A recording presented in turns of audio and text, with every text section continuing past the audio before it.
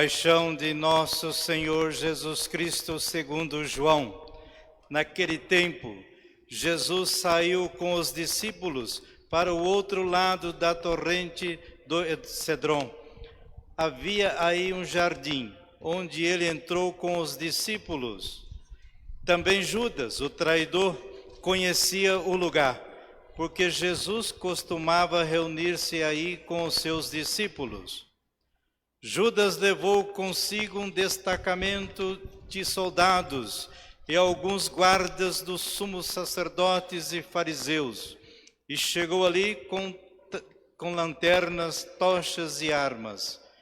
Então Jesus, consciente de tudo o que ia acontecer, saiu ao encontro deles e disse: A quem procurais? Responderam: A Jesus o Nazareno. Ele disse: Sou eu. Judas, o traidor, estava junto com eles. Quando Jesus disse: Sou eu, eles recuaram e caíram por terra. De novo lhes perguntou: A quem procurais? Eles responderam: A Jesus o Nazareno. Jesus respondeu: Já vos disse que sou eu. Se é a mim que procurais, então deixai que estes se retirem. Assim se realizava a palavra que Jesus tinha dito: Não perdi nenhum daqueles que me confiaste. Simão Pedro, que trazia uma espada consigo, puxou dela e feriu o servo do sumo sacerdote, cortando-lhe a orelha direita. O nome do servo era Malco. Então Jesus disse a Pedro: Guarda a tua espada na bainha.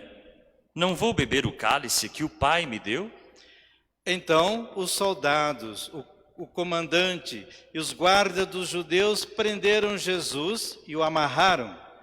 Conduziram-no primeiro a Anás, que era o sogro de Caifás, o sumo sacerdote naquele ano. Foi Caifás que deu aos judeus o conselho: é preferível que um só morra pelo povo. Simão Pedro e outro discípulo seguiam Jesus. Esse discípulo era conhecido do sumo sacerdote e entrou com Jesus no pátio do sumo sacerdote. Pedro ficou fora, perto da porta. Então o outro discípulo, que era conhecido do sumo sacerdote, saiu, conversou com a encarregada da porta e levou Pedro para dentro. A criada que guardava a porta disse a Pedro: Não pertences também tu aos discípulos deste homem? Ele respondeu: Não. Os empregados e os guardas fizeram uma fogueira e estavam se aquecendo, pois fazia frio. Pedro ficou com eles, aquecendo-se. Entretanto, o sumo sacerdote interrogou Jesus a respeito de seus discípulos e de seu ensinamento. Jesus lhe respondeu: Eu falei às claras ao mundo. Ensinei sempre na sinagoga e no templo, onde todos os judeus se reúnem. Nada falei às escondidas. Por que me interrogas? Pergunta aos que ouviram o que falei. Eles sabem o que eu disse. Quando Jesus falou isso, um dos guardas que ali estava deu-lhe uma bofetada, dizendo: É assim que respondes ao sumo sacerdote? Respondeu-lhe Jesus: Se respondi mal, mostra-me em quê. Mas se falei bem, por que me bates? Então Anás enviou Jesus amarrado para Caifás, o sumo sacerdote. Simão Pedro continuava lá em pé, aquecendo-se. Disseram-lhe: Não és tu também um dos discípulos dele? Pedro negou. Não. Então um dos empregados do sumo sacerdote, parente daquele a quem Pedro tinha cortado a orelha, disse: Será que eu não te vi no jardim com ele? Novamente Pedro negou, e na mesma hora o galo cantou. De Caifás levaram Jesus ao palácio do governador. Era de manhã cedo. Eles mesmo não entraram no palácio para não ficarem impuros e poderem comer a Páscoa. Então Pilatos saiu ao encontro deles e disse: Que acusação apresentais contra este homem? Eles responderam: Se não fosse malfeitor, não o teríamos entregue a ti. Pilatos disse: Tomai-o vós mesmos e julgai-o de acordo com a vossa lei. Os judeus lhe responderam: Nós não podemos condenar ninguém à morte. Assim se realizava o que Jesus tinha dito, significando de que morte havia de morrer. Então Pilatos entrou de novo no palácio, chamou Jesus e perguntou-lhe: Tu és o rei dos judeus? Jesus respondeu: Estás dizendo isto por ti mesmo? Ou outros te disseram isto de mim? Pilatos falou: Por acaso sou judeu? O teu povo e os sumos sacerdotes te entregaram a mim. Que fizeste? E Jesus respondeu: O meu reino não é deste mundo. Se o meu reino fosse deste mundo, os meus guardas teriam lutado para que eu não fosse entregue aos judeus. Mas o meu reino não é daqui. Pilatos disse a Jesus: Então tu és rei? Jesus respondeu: Tu o dizes, eu sou rei. Eu nasci e vim ao mundo para isto, para dar testemunho da verdade. Todo aquele que é da verdade, escuta a minha voz. Pilatos disse a Jesus: O que é a verdade? Ao dizer isso, Pilatos saiu ao encontro dos judeus e disse-lhes: Eu não encontro nenhuma culpa nele, mas existe entre vós um costume, que pela Páscoa eu vos solte um preso. Quereis que eu vos solte o rei dos judeus? Então começaram a gritar de novo: Este não, mas Barrabás. Barrabás era um bandido. Então Pilatos mandou flagelar Jesus. Os soldados teceram uma coroa de espinhos e puseram-na na cabeça de Jesus. Vestiram-no com um manto vermelho. Aproximaram-se dele e diziam: Viva o rei dos judeus! E davam-lhe bofetadas. Pilatos saiu de novo e disse aos judeus: Olhai, eu o trago aqui fora diante de vós, para que saibais que não encontro nele crime algum. Então Jesus veio para fora, trazendo a coroa de espinhos e o manto vermelho. Pilatos disse-lhes: Eis o homem. Quando viram Jesus, os sumos sacerdotes e os guardas começaram a gritar: Crucifica-o! Crucifica-o! Pilatos respondeu: Levai-o vós mesmos para o crucificar, pois eu não encontro nele crime algum. Os judeus responderam: Nós temos uma lei, e segundo essa lei, ele deve morrer, porque se fez filho de Deus. Ao ouvir essas palavras, Pilatos ficou com mais medo ainda. Entrou outra vez no palácio e perguntou a Jesus: De onde és tu? Jesus ficou calado. Então Pilatos disse: Não me respondes? Não sabes que tenho autoridade para te soltar e autoridade para te crucificar? Jesus respondeu: Tu não terias autoridade alguma sobre mim se ela não te fosse dada do alto. Quem me entregou a ti, portanto, tem culpa maior. Por causa disso, Pilatos procurava soltar Jesus, mas os judeus gritavam: Se soltas este homem, não és amigo de César. Todo aquele que se faz rei, declara-se contra César.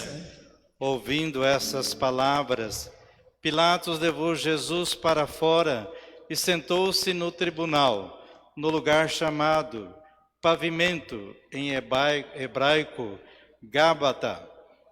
Era o dia da preparação da Páscoa, por volta do meio-dia. Pilatos disse aos judeus: Eis o vosso rei. Eles, porém, gritavam: Fora, fora, crucifica-o. Pilatos disse: Hei de crucificar o vosso rei? Os sumos sacerdotes responderam: Não temos outro rei senão César. Então Pilatos entregou Jesus para ser crucificado, e eles o levaram. Jesus tomou a cruz sobre si e saiu para o lugar chamado Calvário, em hebraico, Gólgota. Ali o crucificaram, com outros dois, um de cada lado, e Jesus no meio. Pilatos mandou ainda escrever um letreiro e colocá-lo na cruz. Nele estava escrito: Jesus, o Nazareno, o Rei dos Judeus. Muitos judeus puderam ver o letreiro, porque o lugar em que Jesus foi crucificado ficava perto da cidade. O letreiro estava escrito em hebraico, latim e grego. Então, os sumos sacerdotes dos judeus disseram a Pilatos: Não escrevas o rei dos judeus, mas sim o que ele disse: Eu sou o rei dos judeus. Pilatos respondeu: O que escrevi está escrito. Depois que crucificaram Jesus, os soldados repartiram a sua roupa em 4 partes, uma parte para cada soldado.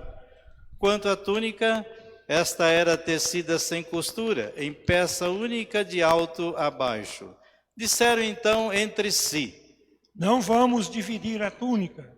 Tiremos a sorte para ver de quem será. Assim se cumpria a escritura que diz: Repartiram entre si as minhas vestes e lançaram sorte sobre a minha túnica. Assim procederam os soldados. Perto da cruz de Jesus estavam de pé a sua mãe, a irmã de sua mãe, Maria de Cleofas, e Maria Madalena. Jesus, ao ver a sua mãe e ao lado dela o discípulo que ele amava, disse à mãe: Mulher, este é o teu filho. Depois disse ao discípulo: Esta é a tua mãe. Dessa hora em diante, o discípulo a acolheu consigo. Depois disso, Jesus, sabendo que tudo estava consumado e para que a escritura se cumprisse até o fim, disse: Tenho sede. Havia ali uma jarra cheia de vinagre. Amarraram numa vara uma esponja embebida de vinagre e levaram-na à boca de Jesus. Ele tomou o vinagre e disse: Tudo está consumado. E, inclinando a cabeça, entregou o Espírito. Ajoelhemo-nos.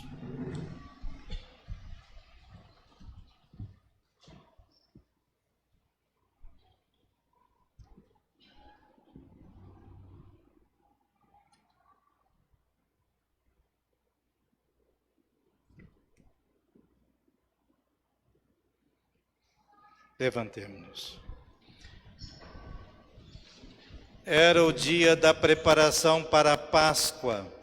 Os judeus queriam evitar que os corpos ficassem na cruz durante o sábado, porque aquele sábado era dia de festa solene.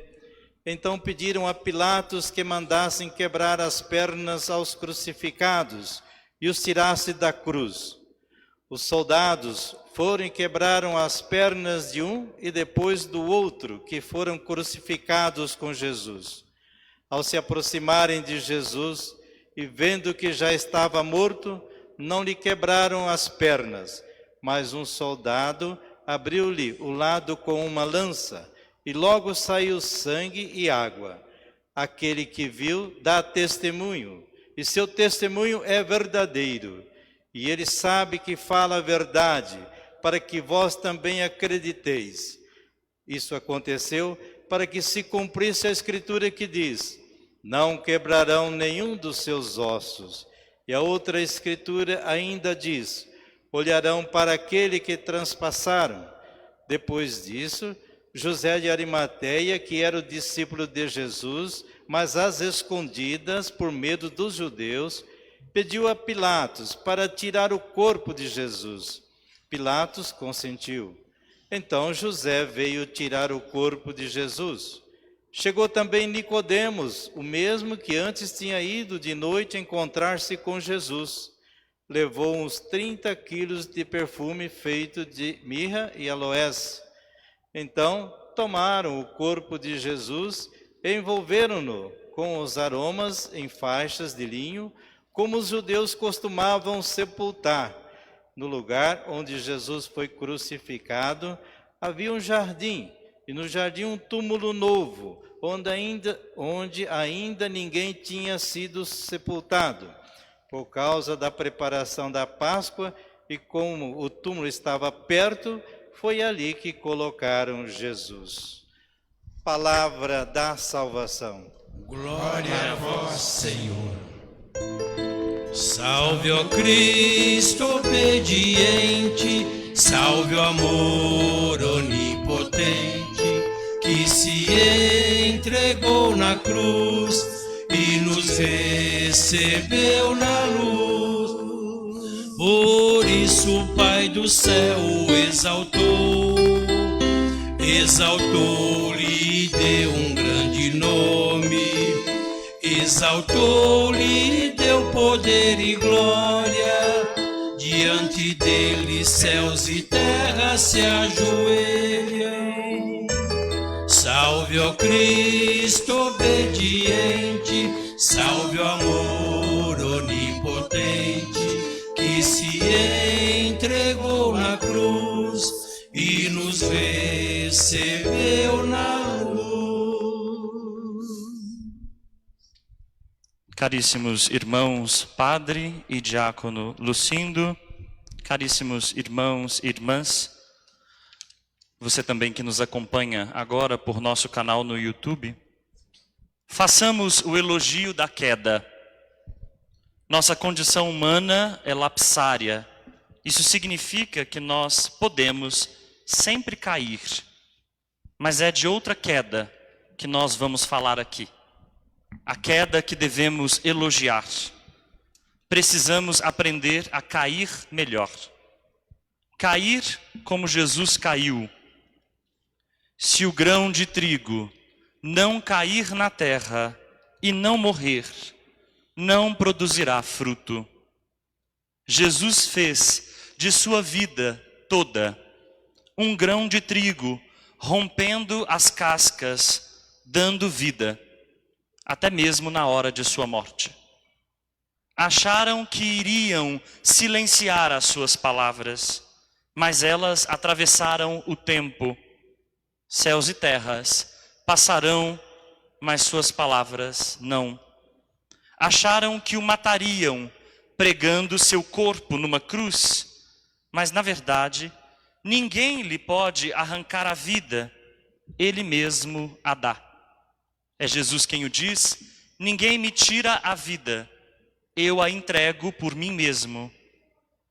Aprender então a cair com Cristo, a queda do grão, pois guardar a vida, encapsular a vida, protegê-la com as nossas cascas de medo, egoísmo e indiferença, é perder a vida. Quem dá a vida, mais vida encontra. Ó árvore verdadeira, que nos dá o fruto da vida, por nosso orgulho nós quisemos ser como deuses. Por amor, Deus quis ser como gente. Por orgulho, comemos do fruto da antiga árvore que nos levou à perdição. Por amor, Deus nos oferece o fruto pendido do madeiro para nossa salvação. Por causa da morte de Jesus, algumas ideias ultrapassadas precisam cair de uma vez por todas. Cai, em primeiro lugar, uma teologia da retribuição. Nós a conhecemos como teologia da prosperidade. Ela ensina assim: Deus é como um mecânico. Para os justos, ele concede bênçãos. Para os injustos e pecadores, ele concede maldições, castigos. Eis o sinal da bênção: riqueza, ter muitos filhos e vida longa, saúde. Aos que pouco ou nada têm, portanto, aos que sofrem as dores da enfermidade, aos que morrem cedo e aos que não tiveram o dom ou a tarefa dos filhos, resta apenas a certeza de serem, então, nessa lógica, malditos, esquecidos. Mas aqui está o próprio Filho de Deus, o justo dos justos, não tem prole, não é rico e morre jovem. É o justo sofredor, contado entre os malfeitores. Em alguma parte da Escritura nós escutamos isso. Jesus é contado entre os malfeitores. Entre nós, malfeitores, miseráveis, pecadores, ele foi contado. Entre nós, maldizentes, errantes, ele foi contado. Ele recebeu o suplício reservado apenas aos malditos. O corpo pendurado no madeiro é maldito, diz o Deuteronômio. Entre nós ele foi contado, e como um de nós, ele nos abraçou desde sempre, abraçou as nossas quedas e, elevado na cruz, fez morrer o pecado. Desde agora, escutemos bem, onde quer que caiamos, seja no mais profundo dos infernos, lá ainda as mãos de Deus nos podem alcançar. A fé não impede que nós tenhamos dores. Não há fé que possa nos imunizar da cruz. Nenhuma fé cria ao redor de nós uma espécie de redoma. Mas certamente a fé é a força, a coragem que nós temos para enfrentar as nossas dores e as nossas cruzes. Mesmo sem resposta para os nossos sofrimentos, muitos deles não têm respostas. Mesmo diante da pergunta atroz, dura, por que o mal? Onde está Deus diante do sofrimento? Mesmo com essas perguntas, a resposta de Deus segue sendo silêncio com a palavra, mas na ação, Deus está ao lado dos crucificados. Deus não nos dá uma resposta teórica para esta pergunta, por que o sofrimento? Mas se põe ao nosso lado quando nós estamos em sofrimento. Lá onde nós estamos crucificados, nunca estamos sem Ele. Ele nunca está distante de nós. Sua misericórdia nos reconciliou. Jesus é o sol que brilha sobre justos e injustos. Contra a lei, havia uma lei que estabelecia quem era justo e quem era injusto. Agora a lei foi vencida, porque Jesus, a lei verdadeira, reúne a todos como um único povo reconciliado. Nós não estamos mais separados entre justos e injustos, nós somos o povo de irmãos. Nós somos também o povo de malfeitores, entre os quais Jesus foi contado. Injustamente, contado entre nós, para salvar-nos definitivamente em sua justiça. O justo pelos injustos. Cai também, com o grão de trigo caído na terra, uma certa teologia do domínio ou do triunfo. Ela sucede essa teologia da prosperidade. Ela diz assim que Deus impõe, se impõe. A fé, então, é imposta, e pode ser imposta pela força e pela violência, segundo essa lógica. Deus é furioso, irado, controlador das mentes e também dos corpos. Essa imagem não se sustenta diante da cruz. Não, diante da cruz não. Não se sustentaria sequer se nós pensássemos nas imagens que aparecem no Antigo Testamento. O Deus que aparece a Abraão são os 3 anjos da hospitalidade. O Deus que Jó aprende a amar, aparece a ele mesmo diante da pergunta do porquê do sofrimento. O Deus que José aprende a amar é o Deus que o leva do fundo do poço a ser príncipe do Egito e perdoar os seus irmãos. O Deus que Moisés aprende a amar é o Deus libertador que brilha na sarça ardente e pede: descalce os sapatos, as sandálias, pois o solo em que você pisa é sagrado. Se nem o Deus que aparece no Antigo Testamento, muitas vezes na boca dos fiéis, apresentado como um Deus vingativo e mau, é de fato um Deus da ira, tampouco se sustenta o Deus da ira na cruz de Jesus Cristo. Na cruz de Jesus Cristo, o que nós temos é não um Deus que exige sangue. Deus não quer o sangue do Filho. Deus não se contenta com a morte. Ele enviou o Filho não para morrer, mas para nos salvar, para nos amar, para que o mundo fosse amado por Ele. E foi o que Jesus fez. Amou até o fim. Não quis dominar, não quis inaugurar um certo domínio, mas o que fez foi nos salvar para que nós encontrássemos a vida eterna. E a vida eterna é desde já, é esta vida transformada pelo amor. O que Jesus faz é assumir livremente a sua paixão. Nós rezamos isso em toda a celebração eucarística. Assumiu livremente a sua paixão e se entregou por nós, não recuando, mesmo diante de sua morte. O que Deus nos entrega? A entrega do Filho.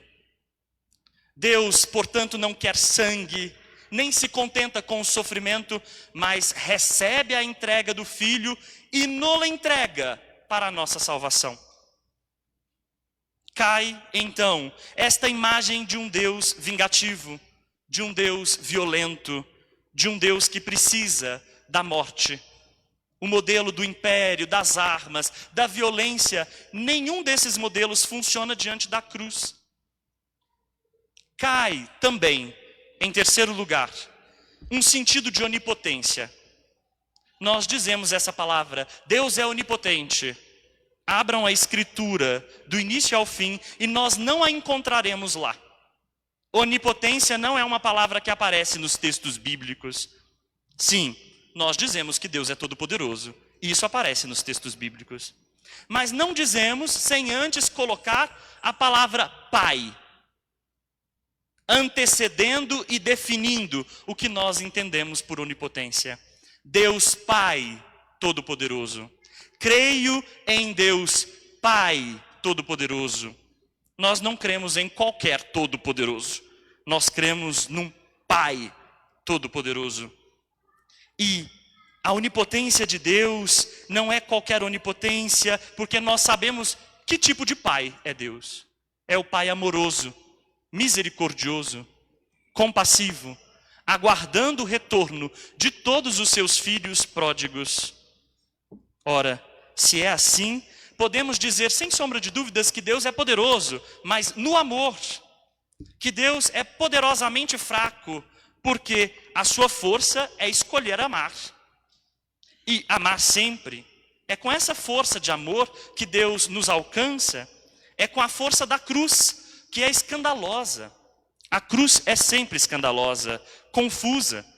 Ela confunde as nossas ideias de poder, de força, de imposição, até mesmo as nossas ideias de absoluto. Porque onde há o absoluto nos esmaga. Deus não faz isso. Não nos esmaga, mas se expõe a ponto de ser esmagado.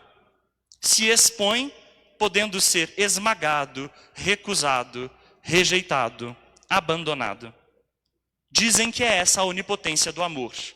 Aceitar ser amado e aceitar ser recusado. Cai, por fim, uma certa cronologia, uma contagem do tempo. Porque a cruz parece ser o fim, mas na verdade ela é o início. Notem bem, eu disse o início, não o reinício. Eu digo o começo e não o recomeço. Recomeço faz a gente pensar em repetição. Começo é novidade absoluta. Com a cruz, nós somos chamados a uma nova vida, a um novo começo. É a nova criação. Quando Jesus diz, tudo está consumado, esse tudo está consumado se une às palavras do Pai no início da criação. O tudo está consumado de Jesus dobra o tempo e perfura a eternidade. Agora, Deus mesmo é aquele que permite que nós comecemos outra vez, de um modo novo. Meus irmãos e minhas irmãs, caiu um certo dolorismo. Ninguém haverá de se enganar ou de se iludir achando que o amor não contém dor e sofrimento. Mas não é a dor que nós amamos. Não é a dor que nós vamos adorar. Não é o sofrimento que nós desejamos. É o amor que comporta dor e sofrimento. Elevado na cruz, ele vai nos atrair todos a ele. Deixemo-nos atrair por ele. O amor muito vale e por isso tem muitos custos. Diante do grão de trigo caído, elevado no madeiro, nós podemos também aprender a romper as nossas cascas. Deus se entrega e por causa dessa entrega, nós contemplamos o Deus crucificado. Diante dele nós podemos dizer as palavras de um canto antigo. Vós tirastes minha alma dos abismos e me salvastes quando eu estava já morrendo. Por vós, ó Senhor, agora eu clamo e imploro a piedade de meu Deus. Escutai-me, Senhor Deus, tende piedade. Sede, Senhor, o meu abrigo protetor. Transformastes o meu pranto em uma festa, meus farrapos em adornos de alegria. Cantai salmos ao Senhor, povo fiel, dai-lhe graças e invocai seu santo nome. Se à tarde vem o pranto visitar-nos, de manhã nos vem saudar a alegria. A cruz, meus irmãos, sustenta agora o peso do mundo. Há silêncio em toda a terra. Despojadas estão nossas igrejas. Pode até nos visitar o pranto, mas o amanhecer da vida rasgará, de uma vez por todas, o véu das trevas. Mesmo aqueles que nos infernos jazem, contemplarão o amanhecer da salvação.